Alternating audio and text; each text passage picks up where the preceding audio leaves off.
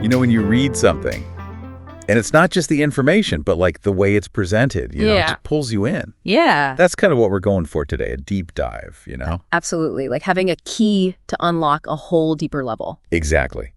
And you specifically wanted, like, to explore creation, right? According to Setmat. Right. So we've got these excerpts from this German text. It's called 12 capital am Anfang. And it's really something. Plus, we've got some visuals, too. Oh, the visuals are going to be essential for this one. I mean, Setmat, they love their symbolism to get these big ideas across. And this excerpt starts off with a dialogue. Uh-huh. Yeah. So we've got Dharam Das, and he's like seeking answers about creation from this figure they just call Lord. It's like that back and forth really gets you thinking. Like those little Plato dialogues, you know? Yeah. And these aren't just general questions either. Like Dharam Das, he's asking about specifics, like the plane of the immortals, the sound of creation. Oh, wow. There's even like this nectar that the souls are supposed to drink. Huh. Wow. Yeah. What really struck you about all these questions? I think for me, the most interesting thing is Dharam Das isn't just asking what was created, but the how. Like he wants to know the processes, the sounds, even the tastes. Like it's really about experience, you know? Yeah. And that's a core part of Saint Mat, right? It's not just faith. It's about seeking direct understanding. And then it gets even more specific. Like he's asking about Kalniranjan and his 16 sons. Okay. And there's these 4 types of beings and how souls were placed into creation. 16 sons. I'm going to need some expert guidance on that one. So what does this tell us about how Saint Mat approaches creation? It's like he's trying to get under the hood, right? Figure out the mechanics of it all. And yeah, the Kalnaranjan thing, the sons, right. That's where you really see Saint Mat doing its thing. Like they're pulling from Hindu mythology, but putting their own spin on it. So are we talking like characters in some kind of cosmic play here? Yeah. What's the deal with Kalnaranjan and all his kids? You could think of them as like archetypes. Okay. Representing different forces at work in creation. Yeah, Kalnaranjan himself, he's often linked with creative power. Right.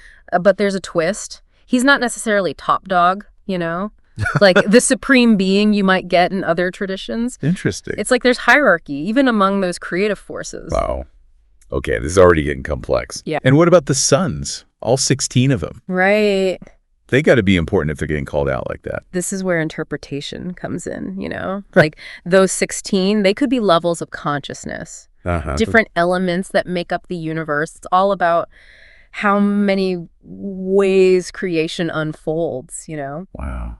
It's like we're cracking some cosmic code here. Yeah. And speaking of visuals, we got those illustrations you mentioned earlier. Oh, yeah. Got Kurma, the turtle. Right. Shesh Nag, the serpent. Even Matsya, the fish-like deity. What can we actually take away from these pictures? So these images, they're called Anschaulichungen in the Saint Mat tradition. Yeah, not easy to say. Yeah. But the point is, they're not supposed to be literal.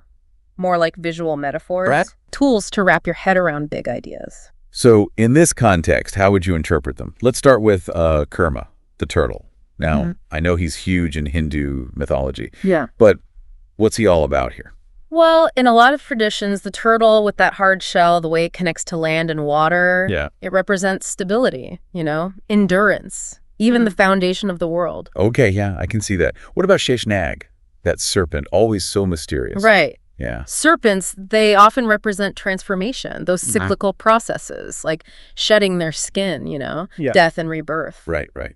So Shesh Nag in Saint Mat, it could be that ever-changing nature of creation, the idea that everything's in flux, always moving. It's amazing, right, how these symbols, they go back so far. I know. But they still mean something to us today. So it's not just reading about some abstract concept. Yeah. You're practically seeing it come to life. That's the power of those Anschaulichungen. You bypass the logical mind, tap into something deeper. Yeah, like they give us a whole new language. Speaking of language, though, there's this word that pops up in the text. I gotta ask you about it. It's Auflösung. Ah, yes, Auflösung. Can you shed some light on that one for us? It's a deep word, even in German. Yeah. But in this context, in Saint Mat, that's really key. So break it down for us. What's it mean, and why is it so important here? Well, on a basic level, Auflösung means like dissolution or resolution. Okay. But within Saint Mat, it's way deeper than that. We're not just talking about things ending. It's about a fundamental shift, you know? Yeah. Like transcending limitations. So when Dharam Das is asking about Auflösung, Right. he's not just curious about how it all ends. Right. He's looking for something more, isn't he? Absolutely. He's asking about the dissolution of illusion itself, the resolution of duality. It's about breaking free from this whole cycle of creation and destruction. Wow, that's heavy stuff. And then it gets even wilder because the text talks about a small Auflösung Right. and a large Auflösung. Yeah. Even links them to the microcosm and the macrocosm. Yeah. What's the connection there? See, that's where things get really interesting. It suggests that this Auflösung, it's not just one thing. Okay. It happens on different levels. So the small Auflösung being. Think of it like your own personal spiritual awakening, transcending the limitations of your ego, your sense of separateness. And then the large Auflösung, well, That's the cosmic one. exactly. It's the ultimate dissolution. All duality gone, merging with the ultimate reality. Wow. And by connecting the two, the small and the large, the text is saying, hey, everything's connected. So understanding this whole idea of Auflösung, both personally and cosmically, that's key to really getting Satmat. It's not just about how the universe was made. It's about you, your place in it all, and that journey towards liberation, the ultimate resolution. This is mind-blowing stuff. What stands out to you most about a Auflösung? You know, for me, it's not passive. Like, it takes work on a personal level, on a cosmic level. That's a good point. And it goes back to that whole thing about direct experience, right? St. Matt isn't saying it just happens to you. You got to strive for it. So this deep dive, we're really just scratching the surface here. Oh, yeah. It's about more than just the mythology. It's about what you do with it. Exactly. And that's what makes St. Matt so cool. You've got these intricate myths, metaphors, Right. but it always comes back to you, your path to understanding, to liberation. Like we've been given a map, Right.